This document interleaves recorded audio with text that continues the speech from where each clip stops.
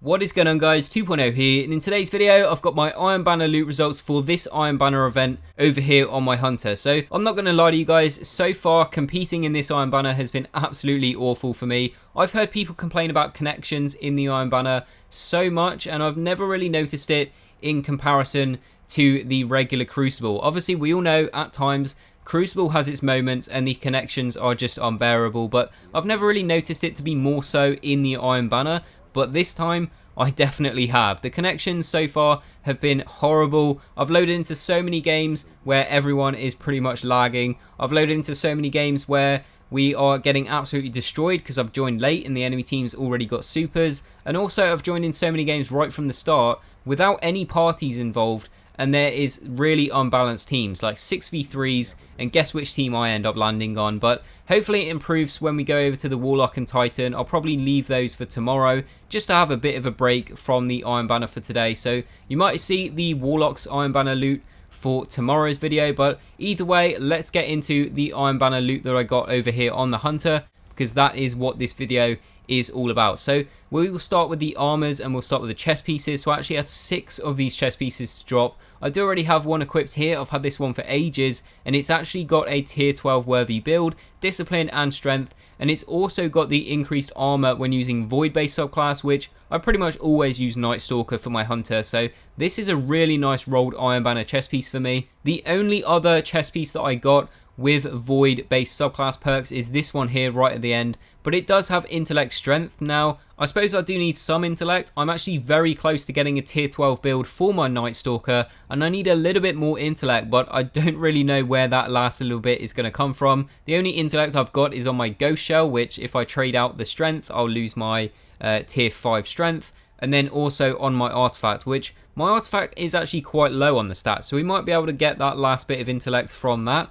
Who knows? Hopefully we can, because I would love to get tier 12 build at some point before the Rise of Iron is released. But yeah, that's pretty much all we got for the chest pieces. Everything else, the rolls aren't exactly brilliant, and that is the only one that I got with the void based subclass perks. I've checked them all out, and even the ones with arc aren't exactly too brilliant either, which is definitely my second most used subclass. So I'm probably just going to throw all 6 of these in the vault and then dismantle them when the Rise of Iron is released, so that I can easily stock up on legendary marks if I run out of those. But let's take a look at the helmets. So it looks like I've got loads of these dropped, but these 2 I already had from a couple of months back. So the only ones that we got new are the 2 at the end. So they both dropped at 335, and they both had an intellect and discipline build, and the upgrades on them were actually really similar as well. So on this first one here we got Second Thoughts, as well as Angel of Mercy and Invigoration, bonus melee energy on all pickups. And then on the second one we also got Invigoration, we also got Angel of Mercy,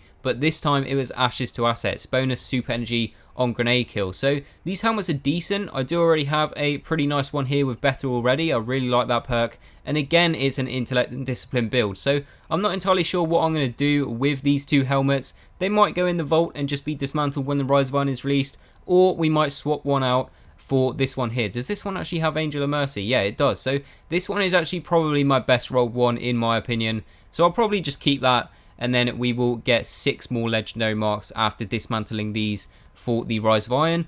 But then we'll take a look at the Ghost Shell. We'll just get this one out of the way real quick. Intellect and discipline, and it does have the Hunter bounty perk here as well. I don't know what they were thinking when they designed this Ghost Shell. If you guys haven't seen the year 3 Rise of Iron Banner Ghost Shell, it looks amazing. I don't know what they were thinking when they designed this one, but at least the one for year 3 is so much better. I mean, it couldn't really get much worse, but the one for year 3 does look really, really nice. Cannot wait to get my hands on that. But yeah, we got the Ghost Shell there. And then lastly, we'll take a look at the weapons. So I didn't get any of the shotguns drop. By the way, I've got a Crucible package as well. My longbow just reminded me of this. I've got a Crucible package. I thought we'd save that and then open it at the end of this video. But yeah, we didn't get any shotguns to drop, which bit of a shame. But I mean, the shotgun from Iron Banner right now isn't exactly brilliant, so it's not really too bad. And then we got 2 hand cannons. Now I'm really trying to get a good roll on this hand cannon, really looking forward to using it when I finally get a good roll. But the 2 that I got here, one of them is actually decent and the other one is probably going to be dismantled, and that's this one here. So it got Danger Close as well as Grenadier, Middle column has hammer forged, casket mag, and then oiled frame. So this one's the one that probably just going to be dismantled. I mean, we'll throw it in the vault and dismantle it when the Rise of Iron is released, but either way, it isn't really all that useful. But the first one that we got, the second one we're going to take a look at, did actually come with some pretty nice upgrades. Underdog, the weapon gains a boost to range and handling when your health is low, and then also reactive reload. Reloading the weapon after a kill grants bonus damage for a short amount of time. The middle column has lightweight, brace frame, and then injection mold. So whilst it's not perfect upgrades, it is definitely pretty good ones and is for sure my best one that I've had drop for me so far. So we're going to keep that one. Hopefully I'll get a better one. I believe the one Lord Saladin is selling might be a little bit better than this one.